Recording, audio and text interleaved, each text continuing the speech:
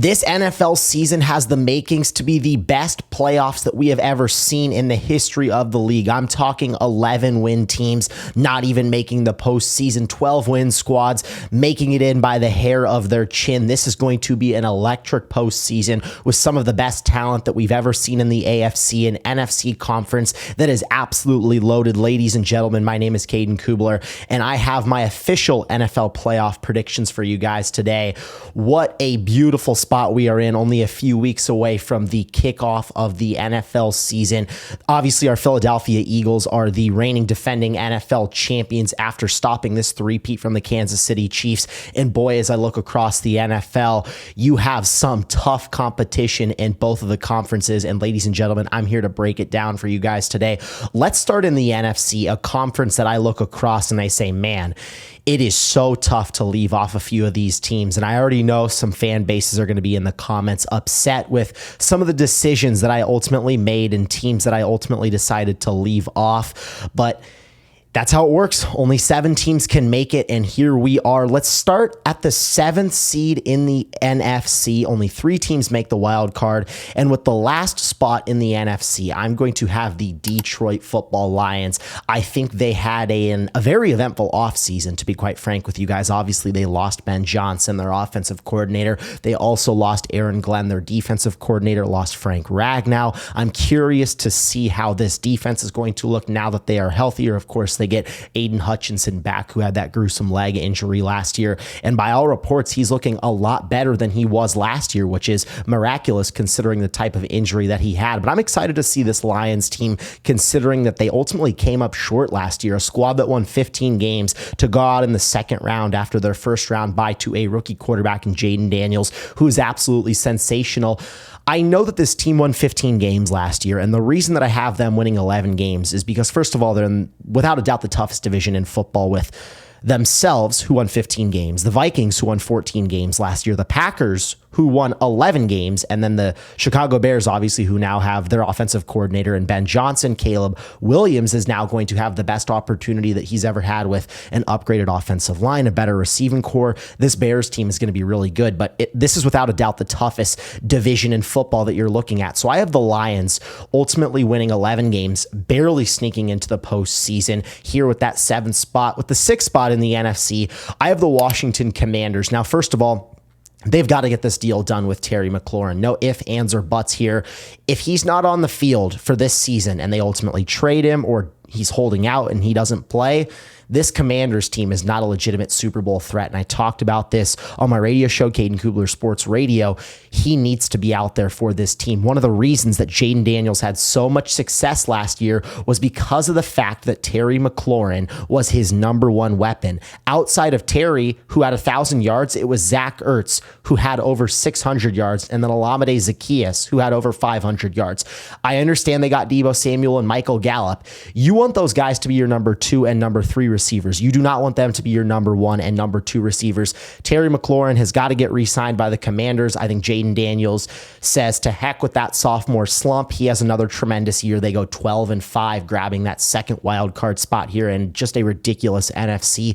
With the final wild card spot here, I have the Los Angeles Rams also winning 12 games. They're going to be a really good team, and I've talked about it a lot this offseason. I think they are good enough to win the NFC as a whole, get into the postseason. I understand they're in the wild card, but they get into the playoffs. They get hot. This defense is going to be better. That front 7 needs to be better at stopping the run. Ultimately, that was the thorn in their side all of last year in both of their matchups against the Eagles, but when you look at the entirety of the postseason last year, we understand that the Philadelphia Eagles had a dominant postseason run, but nobody gave them a run for their money quite like the Los Angeles Rams did. They add Davante Adams, one of the most coveted wide receivers in the market this offseason. They upgrade from Cooper Kupp, a guy who really battled injuries over the last few years, didn't have a 1,000-yard season in 3 consecutive seasons. Now they get Puka Nacua, top 10 wide receiver, and Davante Adams, a top 10 receiver in the league as well, to pair up in this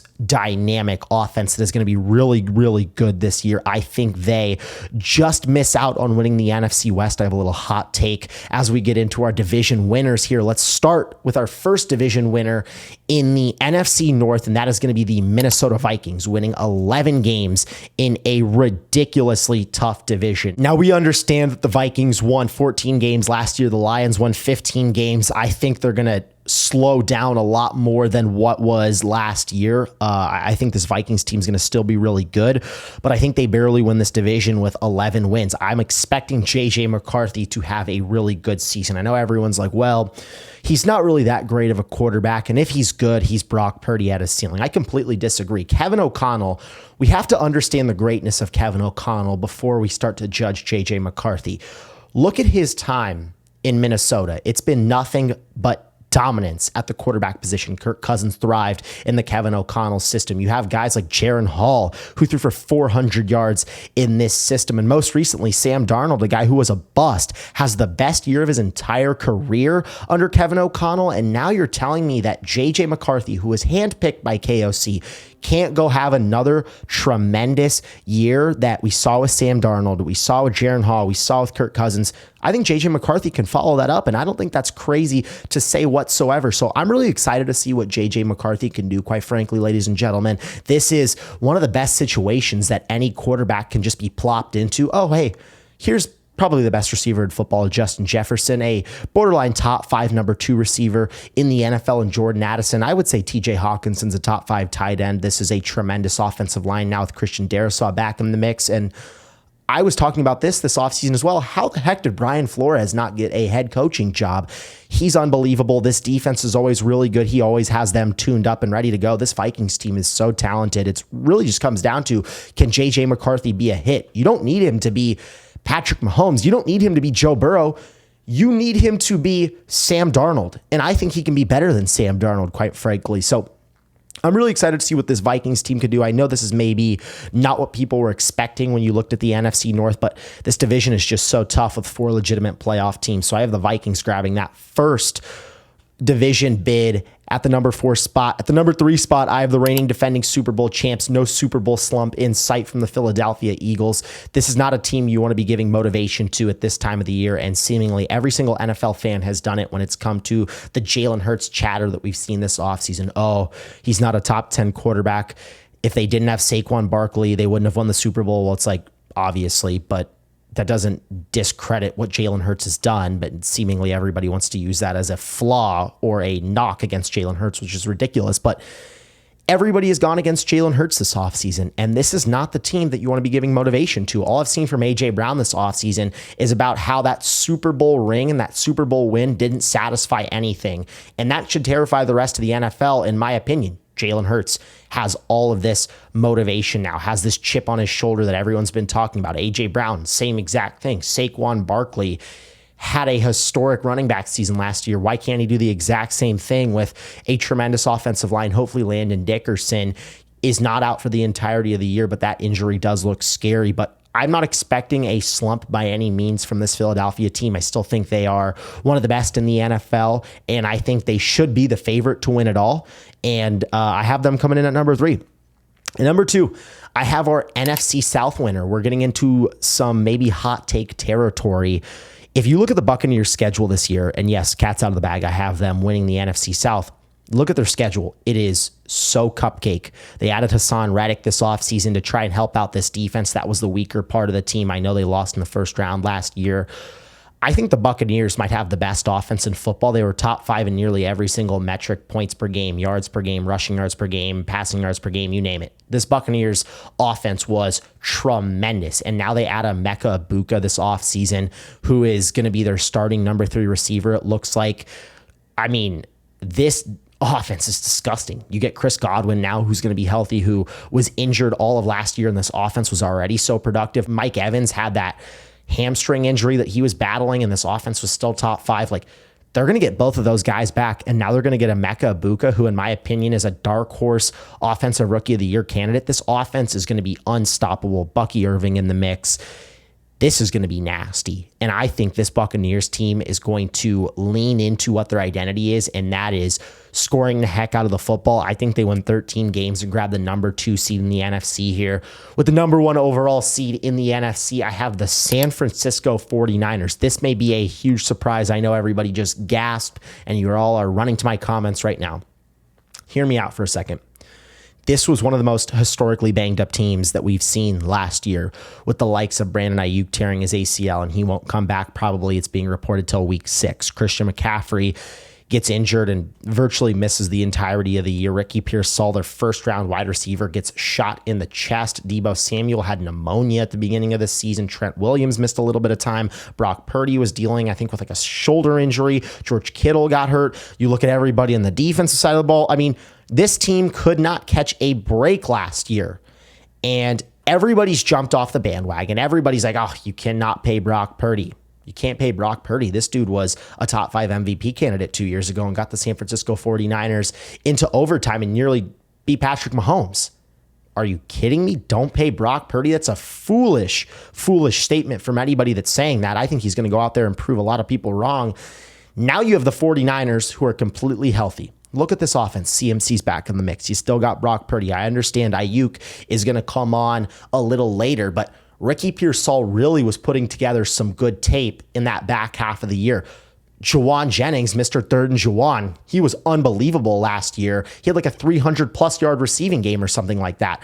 Juwan Jennings was awesome last year, and I think that you have him, Pearsall, Kittle, you add Brandon Ayuk back, you have Christian McCaffrey. Hold on, this is a pretty good offense. And this defense, I think they did a good job of kind of retooling in the draft. That's exactly what this Niners team has done over the last few years. I'm still expecting the Niners to be one of the best teams in the NFL if they can stay healthy. Now, yes, that's a big if, but I'm not going to sit here and say, oh, the 49ers are going to suffer injuries again, so don't count them out. No, I'm saying go the other way with it. I'm saying count them all the way in, because the 49ers have the easiest schedule in football. They're healthy. They paid Brock Purdy. This is going to be an excellent football team for this upcoming season. Let's move into the AFC here, ladies and gentlemen.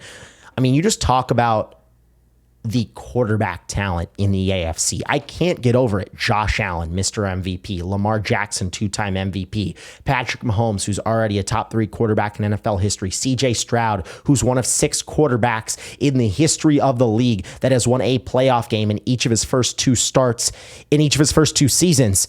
Justin Herbert, I know that everyone wants to call him Mr. Hypothetical, but this guy can be maybe the best quarterback in the NFL if he can put it all together with Jim Harbaugh and, Mr. Joe Burrow, who produced a Triple Crown winner last year, who led nearly every single statistic, first in touchdowns, first in yards, top 3 in completion percentage. This defense couldn't stop a cold. I mean, the quarterback talent in this conference is unbelievable. And now you're adding Drake May to the mix, who, hold on now, you're adding the first overall pick in Cam Ward, Geno Smith with Pete Carroll. You have Trevor Lawrence now, who has a pretty good opportunity to succeed. Tua Tagovailoa 2 years ago when he was healthy, this Dolphins offense had one of the best offenses in football. And Bo Nix, rookie quarterback last year, who got his team into the playoffs and looked really, really good. And, of course, Aaron Rodgers is in the conference. So unbelievable quarterback talent in the AFC. This was such a tough conference to predict. Let's hop in to our 7th overall seed here. I have the Denver Broncos taking this spot, winning 11 games. I expect them to have the best defense in football with the additions that they've made. This was already a top 5 defense in the league. They had the most sacks in the NFL last year. They add Dre Greenlaw. They add Jahdae Barron. They add Talanoa Hufanga, former All-Pro safety. This defense has no flaws. It has no holes. They are so scary. And when I talked into leaning into your identity for the Tampa Bay Buccaneers, it's going to be the exact opposite for the Denver Broncos. They're going to lean in to their defensive identity. They are so special on that side of the ball. And I understand that everybody was like, well, let's get Bo Nix more weapons. Yes, they got RJ Harvey, a running back who's going to be pretty special, I think. What can Cortland Sutton do for you outside of that? I just don't know how explosive this offense is going to be in terms of cracking into your top 6 seeds. Like, their defense is going to carry them, and winning 11 games is so tough. I'm expecting Bo Nix to not have a sophomore slump either. I'm not expecting that at all. We've seen these older quarterbacks in the NFL really succeed in their rookie years, and I don't think him or Jaden Daniels are going to slump whatsoever. I have the Broncos taking that 7th overall seed here. With the 6th overall seed, our 2nd overall wild card spot, I have the Cincinnati Bengals winning 11 football games, getting back into the postseason after what was a disaster last year. With everything on the defensive side of the ball, it was such a disaster. I mean, How does that even happen? Joe Burrow should have won the MVP if this team sneaks into the playoffs. They win their final 5 games of the year. It was like peak cinema every single game. That Broncos game, the Steelers game. I mean, every single one of them felt like, oh my gosh, just please get the Bengals into the playoffs and they can legitimately beat everybody. And that's how I felt about this Cincinnati team. And that's how I feel about them this year. If they can just start hot like they haven't done in the last 3 or 4 years, they can easily get into the postseason. They almost beat the Chiefs last year. They should not have lost to the Patriots in week 1. If the defense could just be a little bit better, I really want them to re-sign Trey Hendrickson so he's not, bummed out coming into the season. But hey, if he's going to play, you've still got a shot. And they obviously got the deal done with Shamar Stewart, which needed to get done. This Bengals team is going to be unbelievable offensively. I'm buying all the stock that I can. They find themselves back into the postseason with that 6 overall spot. Final wild card here belongs to the Los Angeles Chargers. This has been a team that I have been pumping motivation into all offseason. I'm so fired up to watch the Chargers this year. I almost look at Jim Harbaugh as this guy that wherever he goes to, you're going to win. No matter where he goes to, Michigan, San Francisco, now with Los Angeles, year 1. What did they do special offensively last year? They ran the ball with J.K. Dobbins and Gus Edwards. They won 11 games. This defense was full of a few superstars, but a lot of guys that people have never heard of. They have one of the best defenses in football. You don't have Justin Herbert go out there and sling the ball all over the yard to Keenan Allen or Mike Williams because they both leave. And he has a rookie wide receiver who goes over 1,000 yards outside of that.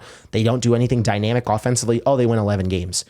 How do they win 11 games? Go back and look at that Chargers team. Look at that depth chart. They didn't do anything. They didn't do anything special. They didn't do anything to blow you away. But that's Jim Harbaugh football. He brings this winning culture and pedigree to this Los Angeles team. They're going to find themselves back into the playoffs this year with a significantly upgraded roster, a significantly upgraded offense. The defense is going to be good. Now you have Justin Herbert, who has another year of motivation after losing in the first round, throwing 4 interceptions. But the offensive line, yes, huge loss to Rashawn Slater. I'm just happy he got paid. But let's look at the running back room. All of a sudden, you add Najee Harris and Amari and Hampton. Okay, that's a significant upgrade. Let's look at the wide receiver room. Oh, you get Keenan Allen. That's pretty nice. Trey Harris out of Ole Miss, who might get some run. That's pretty nice as well. Ladd McConkey was one of the best rookie receivers, and you could say he's a borderline top 15 receiver in football already. And what can Quentin Johnston do? I've seen a lot of positive stuff coming out of Chargers camp about him. If he can just shore up those drops, Quentin Johnston was a former first-round pick. This was a guy that had so much hype, so much buzz around his name. If he can just put it together a little bit, this Chargers receiving core becomes really competent all of a sudden, and they can do some special things on that side of the ball, which we didn't really see last year. They weren't called to do that. But Jim Harbaugh can win in a plethora of ways. I'm excited to see what this Chargers team can do. I have them winning 12 games, taking that 5th overall spot here in the AFC. Let's crack into our division winners.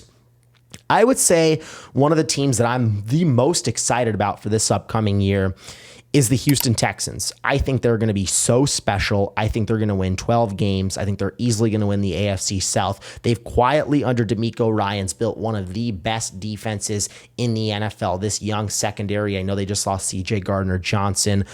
It looks like for the majority of the season, this is still one of the best secondaries in football. A tremendous defensive line. Re-signed Danielle Hunter. Will Anderson Jr. was a Defensive Player of the Year candidate last year, and you bet your mama he's going to be the same thing this year. This is a really good football team. And C.J. Stroud now, all eyes are on him. My biggest criticism of everything, of all of the media, all the rankings, all of the chatter this offseason was the disrespect around number 7's name. I could not believe it. CJ Stroud has been one of the best quarterbacks in the NFL since his name was called to the Houston Texans at number 2 overall 2 years ago.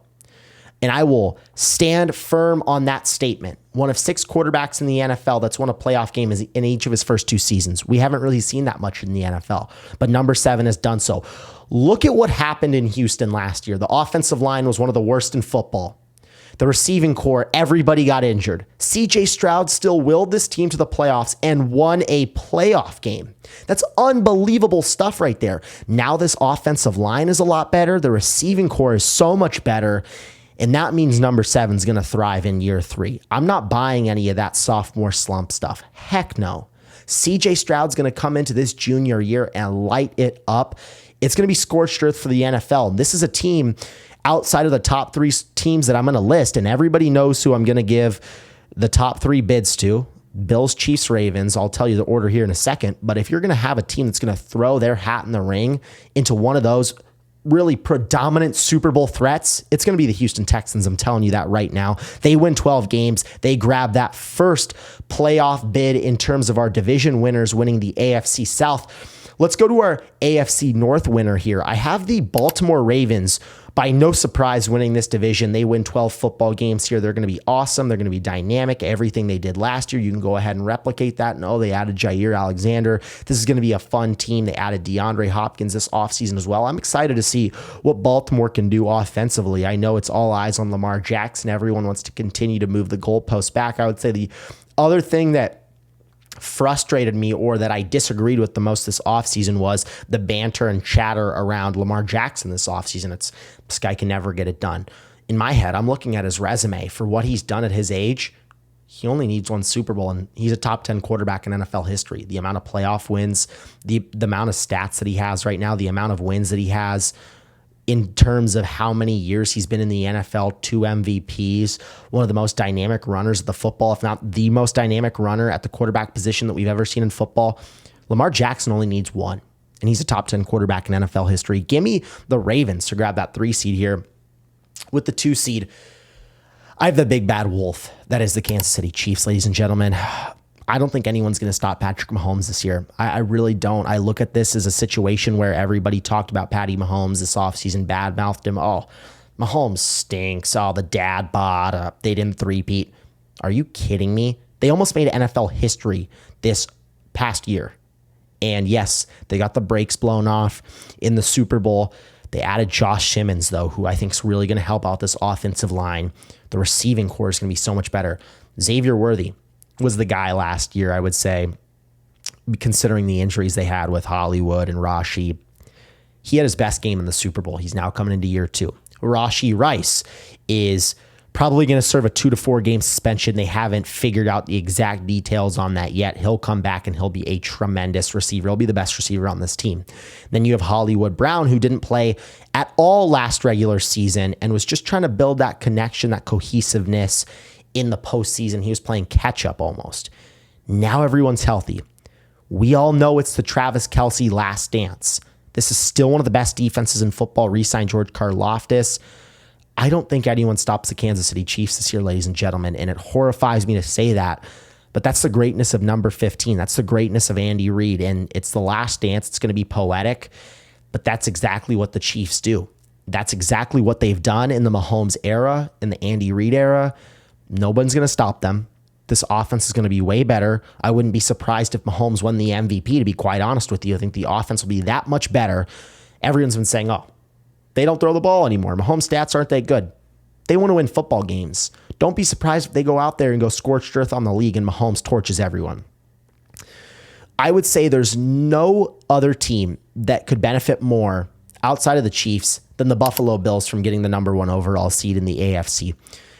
The Chiefs have been the thorn in their side since the day Josh Allen was put into this league.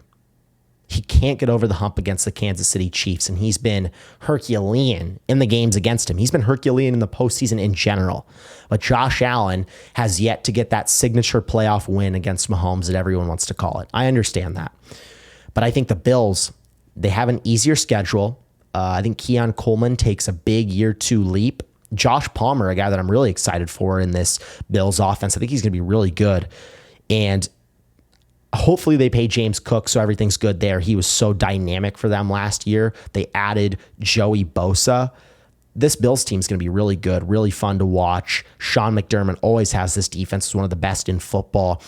Don't be surprised if they win 13 games, get that number 1 seed in the AFC, and the road to the Super Bowl is through Buffalo. They've got to get that done if they want any shot at beating the Kansas City Chiefs in the month of January. If they're going on the road, I'm sorry, there's no chance. It already seems like there's no chance when you play Mahomes in the AFC in January because no quarterback has had a chance except for Joe Burrow and Tom Brady in that conference. No quarterback's had a chance. Josh Allen, if he wants that chance, has to get home field advantage.